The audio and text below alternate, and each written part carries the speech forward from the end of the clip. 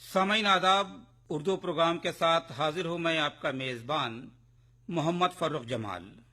मशरक़ी उत्तर प्रदेश की मिट्टी से उठने वाली खुशबू ने हिंदुस्तान को अमन मोहब्बत और मसावात का दर्स दिया है, और इस दयार से बहने वाली मदमस्त हवाओं ने हिंदुस्तान की तहरीक आज़ादी को नई सिमत और नई तवानाई अता की है।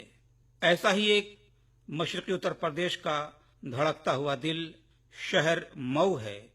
इस हकीकत से इनकार नहीं किया जा सकता कि मऊ ना तो किसी शहनशाह का दारुल सल्तनत रहा, ना ही नवाबों की बुलंद बाला और पुरशको इमारतें थीं यहाँ पर, और ना ही यहाँ तिजारत की बड़ी मंडियाँ थीं।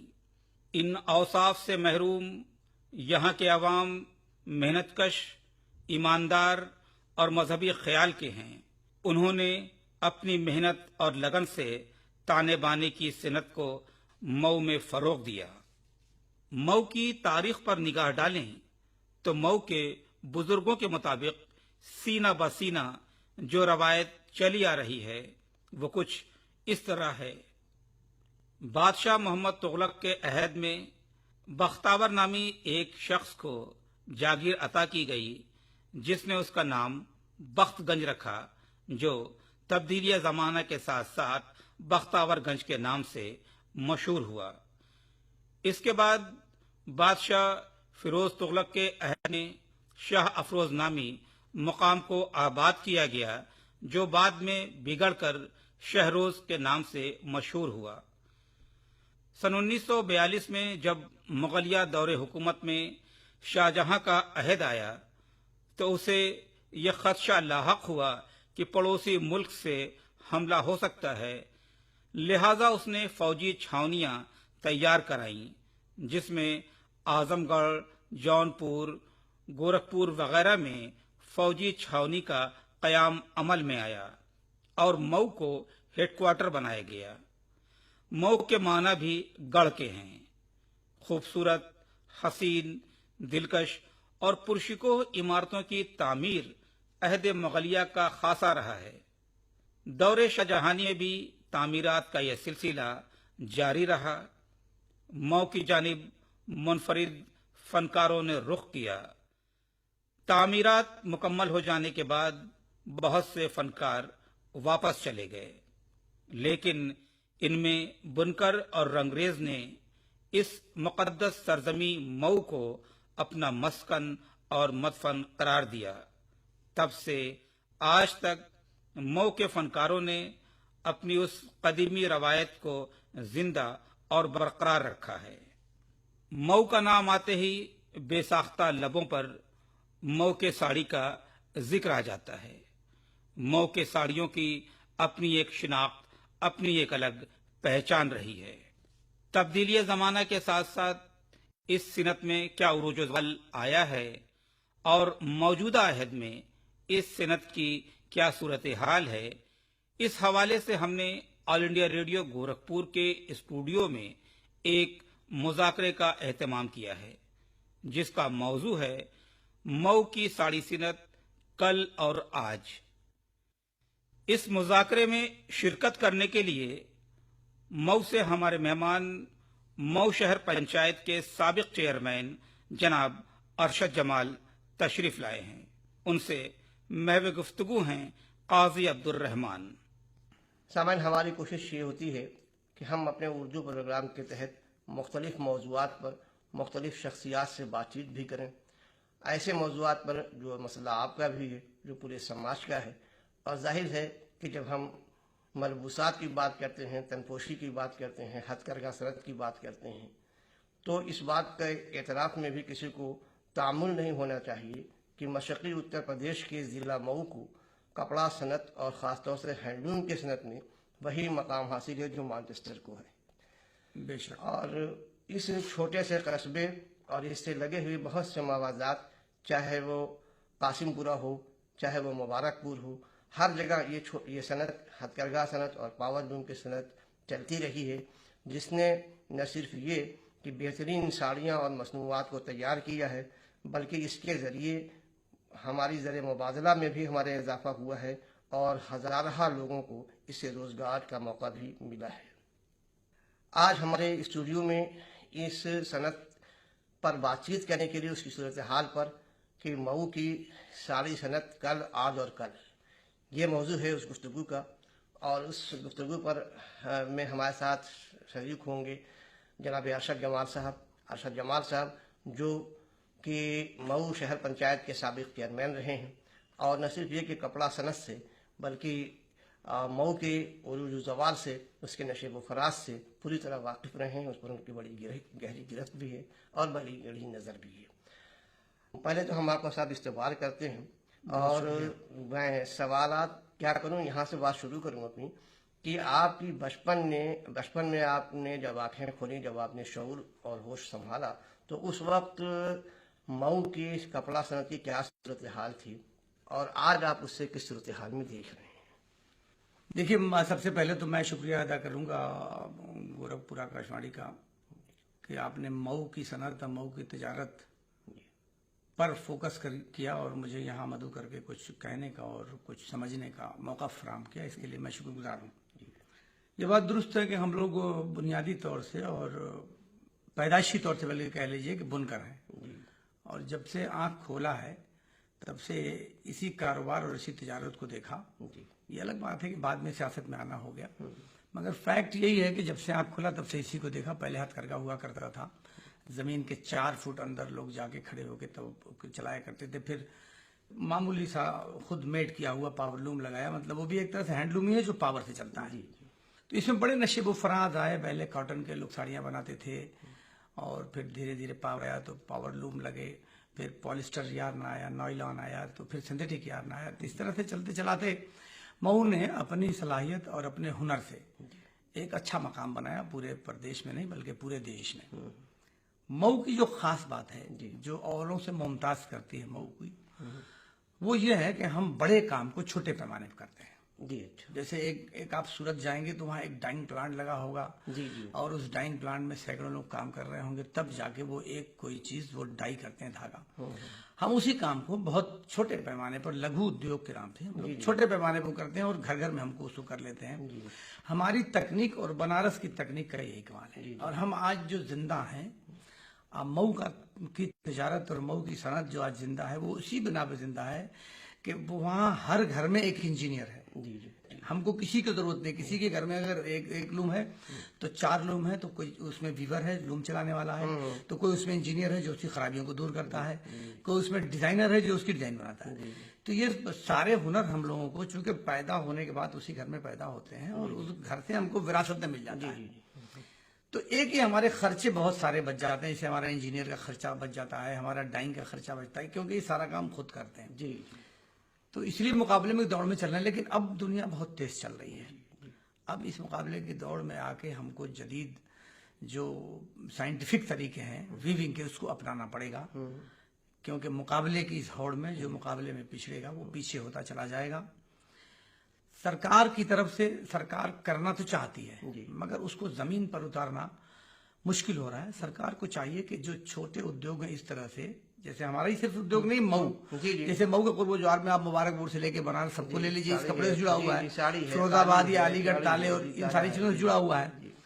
तो इन सब पे फोकस करने की सरकार को जरूरत है, क्योंकि इसमें हजारों लोग लगे होते हैं। जैसे एक मशीन से अगर आप काम करेंगे तो जैसे जेट एयरलूम आजकल आता है, पावर जेट एयरलूम, तो उसकी स्पीड हमारे करगा के मुकाबले में करीबन 20 गुना है। और हमारा 4 लोग मिलकर एक पावरलूम चलाते हैं, उनका 4 लूम को एक ही आदमी चला लेता है, क्योंकि वो फुल्ली ऑटोमेटिक होता है।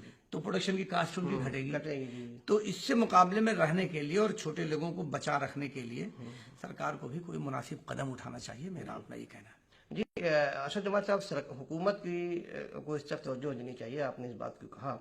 लेकिन अगर हम गौर करें तो हुकूमत ने वक्त फवक्तन बहुत से इक़दाम किए, लेकिन मर्ज बढ़ता गया जूदू दवा की। ऐसा क्या हो गया? कहाँ कमी रह गई? क्यों मदावा न हो सका? देखिए, एक चीज तो पहले साफ समझ लें कि कोई भी तजारत, ये सनतकारों को समझना चाहिए और ताजिर हजरात जो हैं या जो बुनकर हैं, उनको ये बात समझनी चाहिए कि कोई भी सरकार अब पहले की तरह से आपकी सनअत को फरोग देने के लिए आपके माल को खरीद के बेचे, ये मुमकिन नहीं है। जी। क्योंकि दुनिया तो मुकाबले की होती चली जा रही है और सब कुछ प्राइवेट सेक्टर में चला जा रहा है। यानी पहली बात ये कि इस माइंडसेट को चेंज करना पड़ेगा। इस माइंडसेट को चेंज करना पड़ेगा। यस, लेकिन सरकार मराहत हमें दे सकती है। जैसे पिछली सरकार थी तो उन्होंने एक मराहत दे दी कि लूम को फ्लैट रेट का किसानों की तरह से पासबुक बना दिया, तो बुनकरों को सस्ते रेट पे बिजली मिलने लगी। तो सरकार ने एक ही काम किया, बहुत बड़ा काम किया। अब सरकार को दूसरा काम, जिसे कुछ लोग कहते हैं कि इसमें सरकार को माल को खरीदना चाहिए, कारपोरेशन जैसे बने थे, हम इसके कायल नहीं है। मेरा कहना है कि सरकार का ये सब काम नहीं, सरकार कुछ मराहत दे, जैसे इंडस्ट्रियल एरिया बनावे, सस्ते प्लॉट दे और वहां इन लोगों को क्लस्टर की शक्ल में आबाद करे। जो सिस्टम है सिंगल विंडो सिस्टम कायम करे सरकार, ताकि उनको जिनको भी इंडस्ट्री लगाना है छोटे या बड़े पैमाने पर तो उनको आसानी से काम हो जाए। सरकारी महकमों में जो पेचीदगी है उस पेचीदगी को खत्म करने की जरूरत है। इसी बात पर अगर हम इसको यूं कहें कि 30 जून को वजीर आजम मोहतरम जनाब नरेंद्र मोदी साहब ने जीएसटी लागू किया और ये कहा कि इस मुल्क में यकसा नफाज है, टैक्स का यकसा कानून बन जाएगा, तो उसकी वजह से छोटे और मझोले जो सनत हैं उनको भी फायदा होगा और जो कमजोर लोग हैं उनको भी फायदा होगा। आप इससे कहाँ तक इत्तेफाक करते हैं? इससे फायदा हो सकता है, मुमकिन है? आप देख रहे हैं अपनी जगह। देखिए, जीएसटी के बारे में मुझे तो पहले तो ये कहना है कि दुनिया में कहीं किसी भी देश में 28% मैक्सिमम रेट जीएसटी का नहीं है। एक तो मुझे इस बात पे एतराज है। दूसरा, जीएसटी पर एतराज नहीं है, जीएसटी लगना चाहिए, बहुत सारे मुल्कों में है और एक तरह का टैक्स लग जाए तो उससे काम करने वाले लोगों को सहूलत होगी, जो यूजर्स हैं यूजर्स को भी आसानी होगी उसको समझने में। किसी भी मुल्क के किसी भी हिस्से में कोई आप सामान लेंगे तो वो लगभग वही रेट में पड़ेगा, तो ये कि ब्लैक मार्केटिंग का खतरा उसमें कम हो जाएगा। जीएसटी लगना चाहिए, मैं इसके फेवर में हूँ।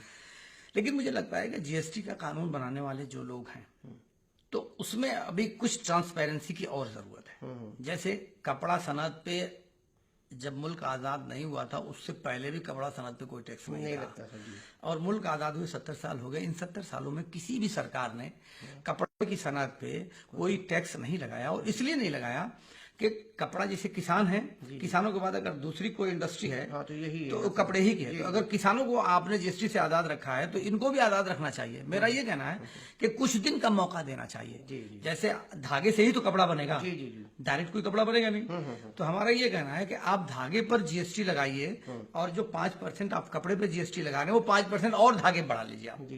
मगर कपड़े वालों को अभी छोड़ दीजिए और कपड़े वालों को कहिए कि देखिए भाई साल भर या 2 साल के बाद आपको भी इस परिधि में आना है और इस बीच में आप जीएसटी की पूरी प्रक्रिया को देख लीजिए, समझ लीजिए, जान लीजिए, क्योंकि 2 साल बाद कपड़े को भी इस परिधि में ले आना पड़ेगा। इसमें जो थोड़ी सी प्रॉब्लम आ रही है वो मैं थोड़ा सा समझ लूंगा, तो पब्लिक तक की बात जाएगी तो लोग समझेंगे। हो सकता है कि हमारे माध्यम से सरकार को भी ये बात समझ में आ जाए। जैसे जो बड़े सेक्टर है, दो तीन तरह के सेक्टर होते हैं। एक तो वो सेक्टर होता है बिजनेस का जो बहुत बड़ा होता है, जिनके एक ही कैंपस में सारी चीजें होती हैं। दूसरा वो सेक्टर होता है जो कोई चीज खरीदता है और उसको दूसरी चीज में चेंज करता है, यानी रॉ मटेरियल उसने खरीदा, कपड़े में उसने चेंज किया। तो जो पहले वाले तबके में भी 2 प्रकार के लोग हैं। उसमें एक तो ये कि धागा बनाने वाली फैक्ट्रियां अलग हैं, कपड़ा बनाने वाली फैक्ट्रियां अलग हैं, डाइंग करने वाली फैक्ट्रियां अलग हैं। मगर उसमें कुछ ऐसे लोग भी हैं जो एक ही कैंपस में चिप्स लेंगे, पीओवाई बनाएंगे, फिर यार्न बनाएंगे, फिर डाइंग करेंगे, फिर उसके बाद वो उसको कपड़ा बना के तब मार्केट से बाहर ले आएंगे। यहाँ प्रॉब्लम क्या आ रही है कि 18% आपने जीएसटी लगा रखा है धागे पे, तो हम तो जब खरीदेंगे तो 18% जीएसटी देकर खरीदेंगे। पीओवाई पे आपने 3% लगा रखा है, तो जो आदमी चिप्स लेकर पीओवाई बनाएगा और पीओवाई से वही धागा बना लेगा, धागा बना के अपनी ही फैक्ट्री में कपड़ा बना लेगा और कपड़ा बना के जब बेचेगा तो सिर्फ 5% वो जीएसटी लगाएगा। तो इस तरह से उसकी जो 15% की जो कास्ट है या जो 13% की कास्ट है वो कास्ट उसकी कम हो जाएगी। तो फिर मुकाबले की इस दौड़ में हम जैसे लोग जो बीच के लोग हैं, जो छोटा तबका है, वो कैसे मुकाबले की इस दौड़ में टिक पाएगा? तो इसलिए सरकार से हमारा कहना यह है कि कपड़े को अभी थोड़ा सा सीखने का मौका देना चाहिए और जीएसटी से कपड़ा बनाने वालों को घबराना नहीं चाहिए, धागे वालों को घबराना नहीं चाहिए। गवर्नमेंट की ये स्कीम बेहतर है, इससे मसावात पैदा होगा, आने वाले दिनों में बराबरी पैदा होगी। लेकिन सरकार को ये चाहिए कि कपड़े को 50-70 सालों से अगर इस पे जीएसटी नहीं थी तो कुछ दिनों तक जीएसटी से इसको मुक्ति रखे, 2 साल तक रखे और वो ऐड कर दे धागों में और इसको आजाद करके इसको सिस्टम रखे। जो सिस्टम इन्होंने बनाया है उस पर भी चेन दर चेन आपको लेना है और जो आपका दूसरी बार लेंगे वो रिफंड करना है। तो उसमें जो रिफंड की प्रक्रिया है उसमें 4 प्रकार के जीएसटी इन्होंने बनाया। एक तो फॉरेन से जो आप माल आएगा उसका जीएसटी अलग है, फिर एसजीएसटी यानी स्टेट का जीएसटी अलग है, फिर सीजीएसटी या सेंटर का जीएसटी अलग है। तो उन्होंने जो प्रक्रिया बनाई हुई है उस प्रक्रिया में भी थोड़े और बदलाव करने की जरूरत है। मुझे लग रहा है कि जो छोटे उद्यमी हैं उनको बुलाकर सरकार को उनके साथ वर्कशॉप करना चाहिए। छोटे उद्यमियों को आपने सिर्फ बड़े उद्यमियों को बुलाकर उनके साथ वर्कशॉप करके एक रूल बना दिया, तो छोटे उद्यमियों को अगर सरकार बुलाकर वर्कशॉप कर ले और उनके सुझावों को और उनकी समस्याओं उसको को भी समाधान करे, तो बहुत सारी चीजें जो आप समझाना चाह रहे हैं वो नहीं समझ पा रहे, हो सकता है कि वो समझ के कन्विंस हो जाए, या कुछ समस्याएं जो बुनकरों की आ रही हैं उन बुनकरों की समस्याओं को आप संशोधन कर दें तो समाधान हो जाए। तो मेरा एक सरकार को ये सुझाव है कि जो छोटे उद्यमी हैं, लघु स्तर पे मऊ बनारस के लोग जो हैं, इनके साथ भी सरकार को वर्कशॉप करना चाहिए और उनके साथ टेबल टॉक करनी चाहिए और उनकी समस्याओं को ताकि उनके मसाइल भी सामने आ सके और उसको भी उसका तदारुक भी हो सके। जी। एक बात मैं ये कह रहा था कि जीएसटी तो लागू हुआ, सवाल इसका है कि जो माल आपका भिवंडी में तैयार हो रहा है, जो माल गांव में तैयार हो रहा है और जो मऊ में तैयार हो रहा है, उस सब पर एक सा टैक्स हो जाएगा? असल में सब पर एक सा टैक्स नहीं होगा, 5% तो सब पर टैक्स लेंगे। लेकिन दिक्कत क्या है कि अगर जो ये रिफंड की बात कर रहे हैं कि धागे पे जो आप 18% देंगे और कपड़े पे 5% आप लेंगे, तो वो 13% का जो डिफरेंस है वो हम आपको वापस करेंगे। लेकिन हमारे सामने प्रॉब्लम एक उसमें दिक्कत क्या कर रहे हैं कि अगर आपने जिस स्टेट से धागा खरीदा उसी स्टेट में अगर आप माल बेचेंगे तब तो आपको रिफंड होगा, मगर अगर धागा आपने खरीदा अलग स्टेट से और माल बेचा कहीं और दूसरे स्टेट में, स्टेट के बाहर, तो आपको रिफंड नहीं होगा। तो ये कंट्रोवर्सी है आपकी बात में। पेचीदगियां हैं इसमें। तो इस तरह की बहुत सारी जो पेचीदगियां हैं इनको खत्म करना पड़ेगा सरकार को, तब जाके जीएसटी में सफल हो पाएंगे, वरना बहुत दुश्वारियां हैं। जो छोटे बिजनेस हैं वो बिल्कुल के खत्म हो जाएंगे। हम लोगों के दिमाग में बात चल रही है कि क्या बड़ी इंडस्ट्रीज को, जो मल्टीनेशनल कंपनियां हैं या जो बड़े औद्योगिक घराने हैं जिनके एक ही कैंपस में सारा काम हो रहा है, तो उनको ये बड़ा फायदा पहुंचाने के लिए कहीं ऐसा तो नहीं किया गया कि सिस्टम बनाया गया है। तो सरकार को इस पे फोकस करना पड़ेगा, वरना जितनी छोटी इंडस्ट्रीज है, वो सिर्फ कपड़े की बात में नहीं कर रहा हूँ, जितनी छोटी इंडस्ट्रीज हैं वो तबाह हो जाएंगी। और उसका रीजन सिर्फ और सिर्फ ये जीएसटी ही होगा। इसको सरकार को मानना पड़ेगा। सरकार को एक बड़े इल्जाम से बचने के लिए इस पे बेहतर कार्रवाई करने की जरूरत है। अच्छा, इस वक्त मऊ में रूम पर और ये इस सनक पर कितने लोगों का इन्हिसार होगा, कितने पावर लोगों की तादाद क्या होगी और कितने लोगों से वाबस्ता? देखिए, मऊ जिले में तो कम से कम इस वक्त 1 लाख लोग से ज्यादा है। जी, और 4 लाख या 5 लाख लोग इस पे डिपेंड हैं। जी। तो ये एक बहुत बड़ी आबादी है। लेकिन ये मेन चूंकि बिजनेस है, किसी भी शहर का जो बुनियादी बिजनेस होता है, जब वो खराब होता है तो दूसरे तमाम मुतासिर होंगे। उससे सब्जी और मीट और कपड़े खरीद यूजर्स भी सब मुतासिर हो जाएंगे। से जुड़े हुए तमाम बिजनेस। तो अब जब से जीएसटी लागू हुई है 1 जुलाई से, उस वक्त से सारा काम धंधा बंद है। आप कह रहे हो कि ट्रांसपोर्टर के पास भी जीएसटी का लाइसेंस होना चाहिए, तो इस सारी चीजें होने में अभी दिक्कत सामने आ रही है। तो अभी इन दिक्कतों से जब हम निकलेंगे तब इस प्रक्रिया को आगे बढ़ाएंगे। तो सरकार को मेरा ये अनुरोध है कि जीएसटी पर विचार करे, और चूंकि जिनको आदत नहीं है वो उनसे लेना। अच्छा, संस्कारों को, जो वहाँ छोटे संस्कार हैं, उनको किस तरीके से माली दुश्वारियां पेश आ रही हैं? उनकी बेटी की शादी, बच्चों की तालीम वगैरह पे भी आपकी नजर होगी, किस तरीके के मसाइल? देखिए, वहाँ 2 तबका है। एक तो वीवर्स का तबका है जो माल प्रोडक्शन करता है, और दूसरे मास्टर वीवर्स हैं जो माल तैयार कराते हैं। यानी बुनकर माल तैयार करके उन मास्टर वीवर्स को ले आके देता है, तो वो फिर उसकी जो और उस पर वर्क कराना है और सारे वर्क करा के तब ले जाकर उसको पैकिंग करा के फिर वो माल सेल करता है। तो जो वीवर्स हैं उनकी हालत तो बहुत खराब है। वो सारे के सारे गरीबी रेखा के नीचे हैं। कोई भी परिवार ऐसा नहीं कि 2 लोग 3 लोग मिलकर महीने में 5,000 से ज्यादा कमाते हों। जी। तो एक मांग तो हमारी सरकार से बराबर ये चली आ रही है कि बुनकरों को बीपीएल धारक मानते हुए उनको सभी को बीपीएल की कैटेगरी में लिया जाए और सबको वो तमाम सुविधाएं दी जाएं जो बीपीएल कार्ड धारकों को दी जाती हैं। तो सरकार अगर इस काम को करती है तो एक बेहतर काम होगा। लेकिन जो मास्टर वीवर्स हैं उनके सामने ये सब दुश्वारियां नहीं है। जो वीवर्स हैं जिनकी तादाद 90% है, 10% मास्टर वीवर्स हैं। तो जो 90% वीवर्स हैं उनके वहां शिक्षा नहीं है। स्वास्थ्य में आप देखेंगे कहीं भी एक बुनकर को और गैर बुनकर के 2 बच्चों को आप खड़ा करिए तो जो बुनकर परिवार का बच्चा होगा उसकी हाइट कम होगी, उसकी सेहत खराब होगी, उसका वेट कम होगा। कारण क्या है कि उसकी माँ जब प्रेग्नेंट होती है तो उसकी माँ को, एक हामला औरत को जो कुछ मिलना चाहिए खुराक, जो ग़िज़ा वो नहीं मिल पाती, जो उसको रेस्ट मिलना चाहिए वो नहीं मिल पाता, उसे भी काम करना पड़ता है अपने बच्चों के पालन के लिए। तो बुनकरों के परिवार में रहने वाला बच्चा पैदाइशी तौर से ही कमजोर पैदा हो जाता है। तो उसकी हाइट भी कमजोर, सेहत भी कमजोर, उसका जहन भी कमजोर, तो वो पढ़ाई में भी उतना आगे नहीं बढ़ पा रहे जितना उसे बढ़ना चाहिए। जब मऊ की साड़ियाँ उस वहाँ पे था, जब ताजिर बाहर से आते थे आसपास के आगरा से जाते थे और उनकी साड़ियाँ गैर मुल्कों में भी जाती थीं, उनको बेचा जाता था। उस वक्त माहौल कैसा था और आज कौन कौन सी साड़ियाँ और कौन कौन से ब्रांड तैयार खासतौर से हो रहे हैं? नहीं देखिए, अब तो मऊ तो काफी अच्छी साड़ियां बनाने लगा है। मऊ में अब बहुत सारे लड़के नौजवान जो नई नस्ल आई तो पढ़ लिख के कुछ आए, तो उन्होंने बहुत उसमें जदीदकारी की, बहुत जिद्दत ले आए। पहले हम लोग कॉटन बनाते थे, कॉटन में सिंपली हम लोग पैपिन या स्कार्ट या धनिया 2-3 चीजें मत बनाते थे। मगर अब जो हम बहुत सारी चीजें बना रहे हैं, जिसमें आंचल से लेके आंचल पट्टा, और उसमें फिर हैंडवर्क होता है, प्रिंट होता है, एम्ब्रॉयडरी मशीनें बहुत सारी लग गई, तो एम्ब्रॉयडरी वर्क भी होता है। फिर उसमें और भी दूसरे हैंडवर्क होते हैं, जिससे लोगों को, बहुत सारी औरतों को रोजी रोटी मिल जाती है। तो अब हम जो साड़ियां बनाते हैं, पहले हमारी साड़ी 30-40 रुपए की बनती थी, फिर धीरे धीरे बढ़ते बढ़ते 100-150 तक की साड़ियां हम बनाने लगे। फिर आज की डेट में हम 200 रुपए से लेकर हम 800, 1200, 1400 रुपए तक की साड़ियां बना रहे हैं। मगर जो साड़ियां हम आज भी 1000 रुपए की बनाते हैं, वो मार्केट में जाते जाते 8000, 9000, 7000 रुपए तक की बिकती हैं। जी जी जी।